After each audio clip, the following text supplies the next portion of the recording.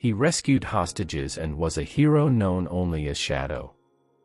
But after retirement, he was forgotten, his pension revoked, his name erased from the records. He starved, slept under a bridge, and one day, stole an expired sandwich. The system pushed a legend into a courtroom. But when the judge learned who he really was, the room fell silent. What verdict did the judge deliver? The jungle didn't breathe, it listened.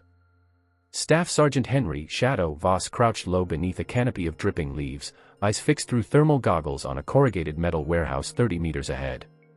No sound but the drip of moisture and the slow, steady breaths of the five-man team behind him.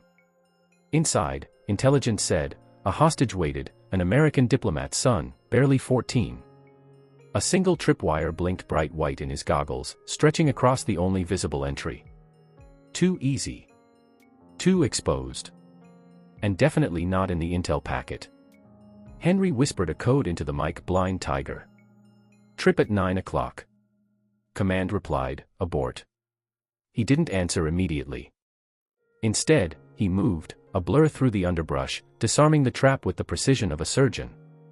Minutes later, the boy was in his arms, silent, alive. The team vanished back into the green. Mission success. No casualties. Another ghost story added to the black book.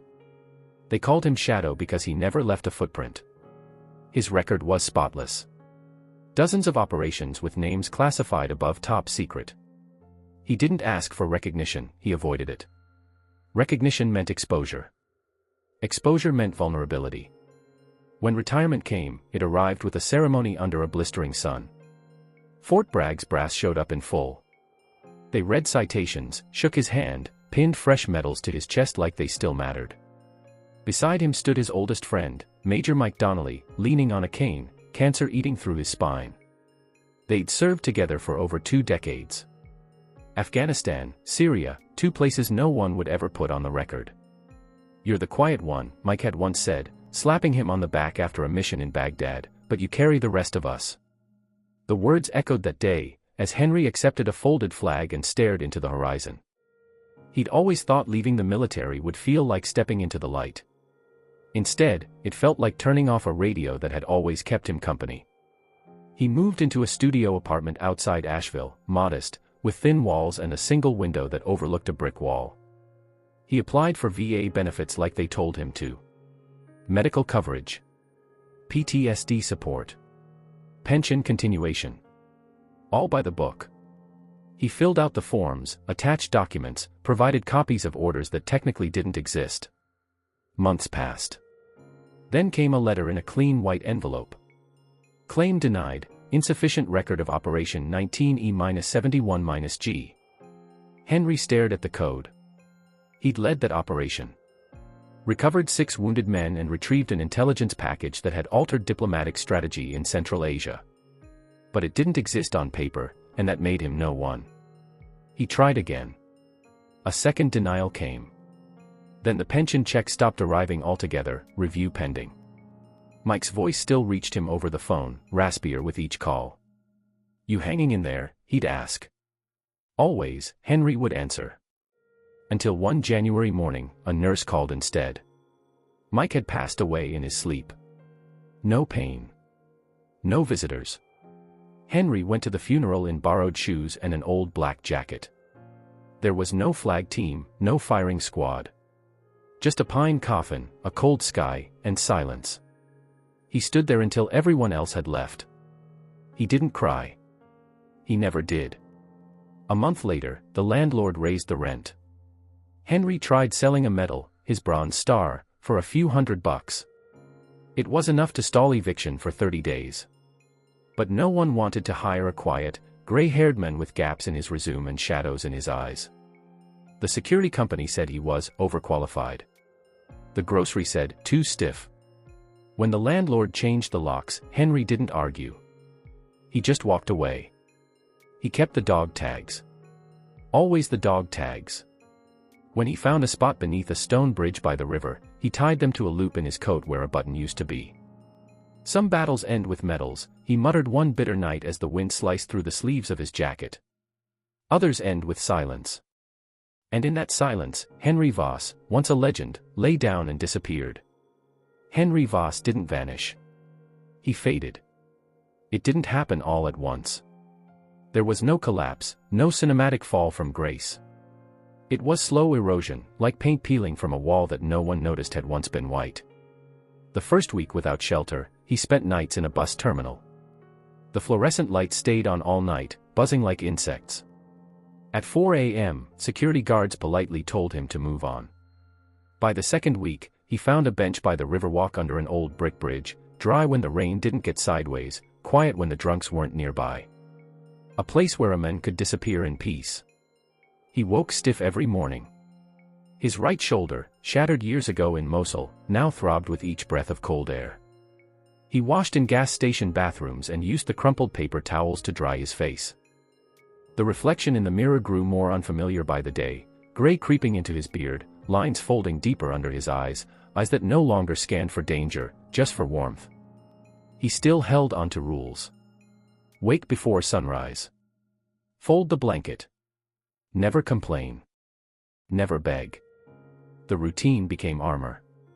People passed by him like he was fog. Once, a woman tossed a handful of coins into his cup while talking on her phone. She never broke stride. Once, a teenager offered him half a sandwich, then sprinted off like he'd broken some rule of the city. Henry nodded, still chewing long after the boy had vanished. Another time, a man in a sharp suit dropped a business card into his lap without a word. When Henry looked down, it read, "Repent. Jesus saves." He didn't throw it away. Just tucked it into the pocket with the crumpled VA rejection letter. He wasn't angry. Not anymore. Anger was a resource, and like food and heat, it was best rationed. One day, he found a job cleaning gutters on a 3-story building. The foreman gave him $20 cash and a banana. The next day, he came back, but the job had moved on. No forwarding address. He checked the dumpsters behind bakeries before dawn. The trick was to get there before the truck but after the staff had left. Muffins, sometimes. Day-old bread. A half-eaten croissant once, still warm. He wiped the crumbs from his beard and walked slowly to nowhere. One night, as the rain came in sheets, he tucked his coat under the bridge and tried to sleep. His ribs ached. A dull, grinding pain settled in his side, like something inside was rusting. He pressed his fingers to the ache and whispered, "Not tonight." The dog tags, looped around his wrist, clinked faintly as he shifted. That sound, metal against bone, was the only reminder he hadn't always been this. That somewhere, there was a version of him who had mattered. He once led teams through black sites and battlefields. Now he counted bottle returns like operations, 6 for $1. 30 made a meal. One evening, he passed a storefront with a muted television in the window. A military funeral played behind the glass. A coffin. Folded flags. Rifle salute. The scrolling headline read, "Decorated veteran dies alone in motel room." Henry watched until the video looped again.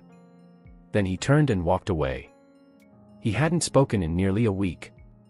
Not because he couldn't, but because there was no one left to speak to. Even birds didn't land near him anymore. Only once, a woman with silver hair sat beside him on the bench by the bus station. She didn't look at him. Just offered a thermos. "Soup," she said. He took it. Nodded. Said, "Thank you." She left before he could ask her name. He drank slowly, letting the warmth spread through his chest. It wasn't the soup that made his eyes sting. It was the fact that it came without pity. Somewhere in a pocket, beneath threadbare lining and lint, he still carried a photo of his old unit. Folded 12 times. Mike's smile in the corner, half faded now. Every few nights, Henry took it out, looked at it under the streetlight, and whispered, "Still here.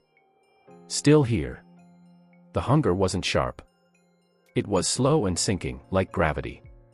Henry hadn't eaten in nearly 2 days, not properly. He'd found a bruised banana behind a produce truck and a stale granola bar dropped near the park bench. But cold had stolen his appetite, and now it returned with aching vengeance. His fingers were numb. His side throbbed with the same grinding pain. The cold cut deeper tonight. The bridge had flooded, forcing him into the open. Across the street, a corner store's lights buzzed yellow against the blue dusk.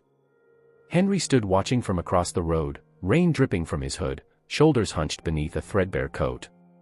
A delivery truck pulled away from the back entrance. The rear door had been left cracked. A puff of heat drifted into the air. He didn't think. He just moved. Inside, the smell hit him first: processed bread, burnt cheese, artificial bacon. The trash bin by the rear stockroom was full.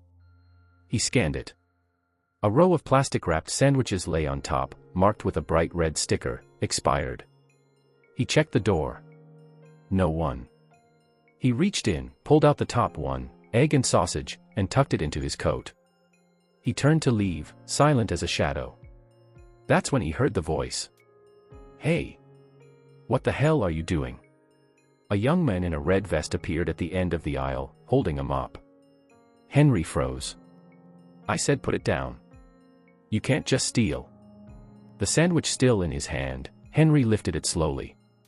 It was in the trash. "Doesn't matter," the clerk barked, pulling out his phone. "I'm calling the cops." Henry didn't run. He stood still, the sandwich dangling in his fingers. When the police arrived minutes later, he was seated on the curb, the food untouched beside him. At the precinct, they took his coat, fingerprinted him, asked him his name. "Voss," he said. "Henry. Staff Sergeant. Retired." The officer at the computer didn't blink. "Theft. Private property. It was expired. Still theft." Henry said nothing else. In the holding cell, he sat alone. The light overhead buzzed faintly, flickering now and then like it couldn't decide whether to stay on. The bench beneath him was cold steel. He rubbed his hands together. The ache in his gut dulled. Replaced by something heavier, shame. But he didn't weep. Didn't beg. Just waited. Hours passed. A new officer came by, older, slower. He looked over the clipboard, then glanced through the bars. "You served?" he asked. Henry nodded. The officer looked down. "Dog tags in your coat pocket." Henry had tied them to a belt loop. Always within reach. "You don't look like a thief," the officer muttered. "I wasn't stealing," Henry said quietly. "I was surviving." The officer didn't reply. Just looked at him another moment before walking away. But something shifted in the air after that, something invisible but real, like a breeze before a storm. Henry leaned back against the wall. Cold metal beneath him. Dog tags still warm from his skin. And for the first time in a long time, someone had asked, not assumed. The courtroom smelled like old wood and cold air. Henry sat at the defense table, his coat returned to him but unzipped, sleeves hanging loose off his shoulders. His hands rested on his knees, motionless. The sandwich had become an evidence bag, his life, a case number. The room wasn't full. Just a few scattered attendees, 2 reporters scribbling notes, a board in turn with a clipboard, and a tired-looking public defender beside him who hadn't said more than 5 words during intake. "You don't talk much," she'd said. "Only when it counts," he'd replied. She raised an eyebrow. "Let's hope that starts now." The judge, a woman in her 60s with silver hair pulled into a knot, scanned the file in front of her. Her gavel hadn't moved. The case was routine: trespassing, theft of property under $10. A simple plea deal, a short sentence or release with time served. But something in the paperwork had caught her eye. "Staff Sergeant," she read aloud, squinting. The prosecutor cleared his throat. "Yes, Your Honor." Defendant identified himself as a former Army Staff Sergeant, but we haven't verified. "I have his DD 214, the public defender interrupted, surprising herself. She dug into his intake paperwork late last night. Something had nagged at her, the way he stood, the way he didn't try to excuse anything. There had been a quietness to him that didn't feel like defeat. It felt like discipline. She handed the document to the clerk. The judge reviewed it slowly. "You served in Operation 19E-71-G. Henry didn't speak, but his eyes lifted. The courtroom fell still. In the gallery, the intern blinked. She had heard her grandfather speak of that mission once, at Thanksgiving, years ago. He'd called the men who led it a ghost in combat boots. Shadow, he'd said. Nobody knew his name, but he pulled my unit out of hell. She stared at the men sitting silently across the room. Gray-bearded. Hollow-eyed. But something noble in his posture, something heavy in the way he breathed. The judge looked up. Staff Sergeant, were you the mission lead on that operation? Henry paused. Yes, ma'am. She nodded once, then looked back down at the page. And your medical benefits were revoked because the mission was unacknowledged. Classified, Henry said. The word hung like smoke in the air. Suddenly the atmosphere changed. The room, so cold and impersonal minutes ago, began to soften. People shifted in their seats. The prosecutor looked awkwardly at his notes. I would like to request a recess, the public defender said quietly. To consult with Veteran Advocacy Council. This case has context. As the judge called the recess, a man in uniform entered the back of the courtroom. Army dress blues. A chest full of medals. He wasn't part of the court. He had come on a phone call from someone who recognized a name in a docket. He stepped forward as the courtroom cleared, removing his cap. Staff Sergeant Voss, he asked. Henry stood, stiff but upright. Yes. I'm Captain Thorne. My father served under you in Syria. He told me about Shadow. Henry's jaw tensed. I'd like to speak with you privately, Thorne added. And make a few phone calls. Outside the courtroom, in the hallway full of echoes and vending machines, Henry leaned against the wall and stared at the floor. He didn't understand what was happening, not fully, but he knew the weight in his chest had shifted. The silence around him wasn't hostile anymore. It was listening.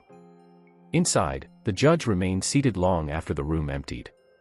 She looked down at the photo clipped to the DD-214, young Voss, crew-cut, unreadable expression. You are not invisible here, she whispered. Then, more firmly, not anymore, Staff Sergeant. The second court date wasn't just a proceeding. It was a reckoning. The courtroom looked the same chairs, the same wood-paneled walls, but the air felt different. Charged. Alive. Reporters had filled the gallery this time. Not for a sandwich theft, but for a story that had begun spreading online, the men they called Shadow. Veterans groups had mobilized. A retired colonel flew in from Texas.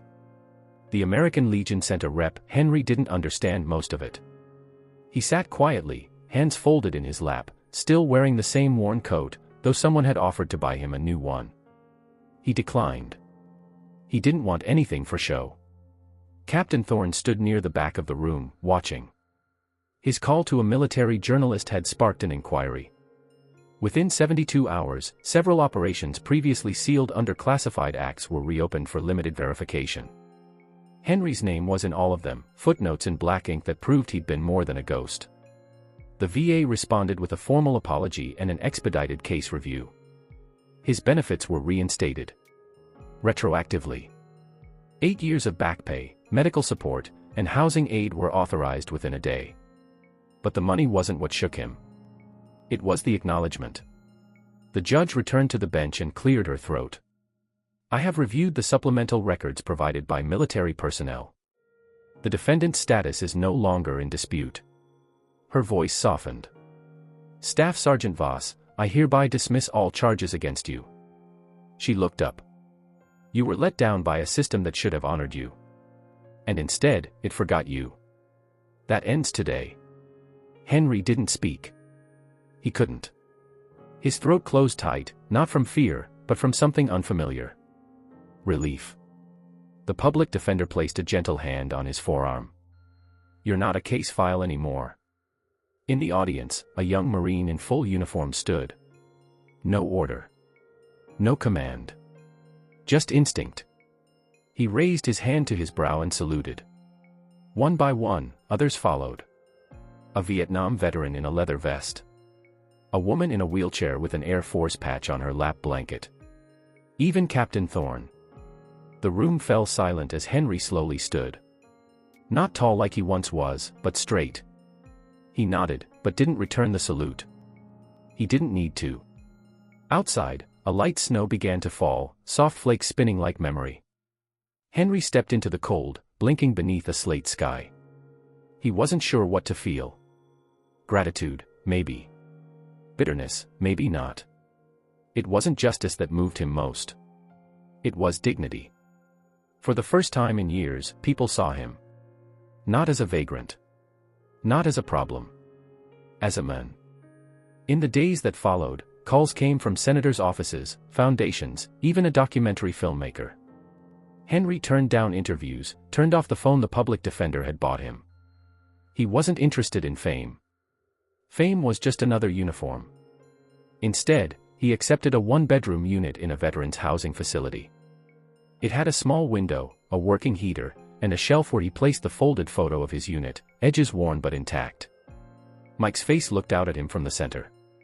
A counselor came to visit. A quiet woman named Elaine who spoke in slow rhythms and asked about his dreams. "I don't have them anymore," Henry said. "That doesn't mean they're gone," she replied. He thought about that. He didn't say no. One evening, he walked to the local park, coat zipped, shoulders pulled back. Children played in the distance. A man jogged past with a dog on a leash. Henry sat on a bench and listened to the sound of wind in the trees. It didn't sound like silence anymore. It sounded like breath. Like life. The apartment smelled like fresh paint and clean sheets. It was modest, bare walls, a small kitchenette, one armchair, and a twin bed. But the heater worked. The floor didn't creak. The faucet ran hot within seconds. To Henry, it might as well have been a palace. On the shelf near the window sat a folded American flag in a wooden case, a gift from a veterans organization. Next to it, a worn photo of his old unit, flattened under glass. Mike's face, still grinning in the middle. Someone had helped him frame it. Beside the photo stood something new, a ceramic bowl. Inside it were dog biscuits. The sound of gentle paws echoed down the hallway. Then came a thump, followed by a scrabbling slide. "Easy there," Henry called. A golden retriever burst into the room, tongue out, tail whipping back and forth like a metronome of joy. The shelter named him Buddy, but Henry simply called him Boy. The dog had chosen him, not the other way around, sat at Henry's feet during a shelter visit and refused to budge. It reminded him of a time long past, when loyalty came before questions. When someone had your back because that's what brothers did. Most mornings now began the same. Coffee. A walk to the park. Henry wore a weathered army green jacket someone had donated, stitched over the heart with one simple word, Voss. In the park, he'd sit on a bench near the playground and watch the world move. Parents pushing strollers. Kids kicking soccer balls. Laughter that wasn't forced. Dogs barking in the distance. Life, unfiltered. One morning, a woman in her 30s approached him, brown curls, kind eyes, hesitant smile. "You're Staff Sergeant Voss." "I was," he said gently. She held out a Tupperware dish. "My dad served with you. He saw the article about the case. Said if I ever ran into you, I should say thank you." Henry took the dish, eyes soft. "Tell him I remember." "Tell him I said it back." Later that week, he received an invitation. A small ceremony at the local community center. Just a few veterans, a few city officials, nothing grand. He almost didn't go. But the photo on the shelf seemed to look at him differently that night. Like it was waiting. So he shaved. Put on a collared shirt. Even tied a tie, albeit loosely. Boy walked beside him all the way, leash relaxed, tail proud. The ceremony was brief. No speeches, just acknowledgments. A councilwoman read his name aloud and called him to the front. As he stood there, unsure of what to do with his hands, an older man in a wheelchair raised his arm in salute. Others followed. No clapping. No music. Just reverence. They handed him a plaque, simple wood, engraved with words he read only once before quietly slipping it into his jacket pocket. For service seen and unseen. For battles fought in silence. For coming home. That night, Henry sat at the window with Boy curled at his feet. Snow was falling again, soft and slow, The kind of snow that didn't bite. The kind that dusted the streets like a clean page. He thought about Mike. About the jungle. About bridges and benches and sandwiches gone stale. Then he thought about Soup. About hands that offered help without asking for stories. About a courtroom that went quiet. He looked down at the dog tags on his wrist, no longer a reminder of what was lost. Now, a symbol of what had endured. He whispered into the silence, "I found my way back. Just like you promised." And the snow kept falling, but it didn't feel cold anymore. It felt like peace.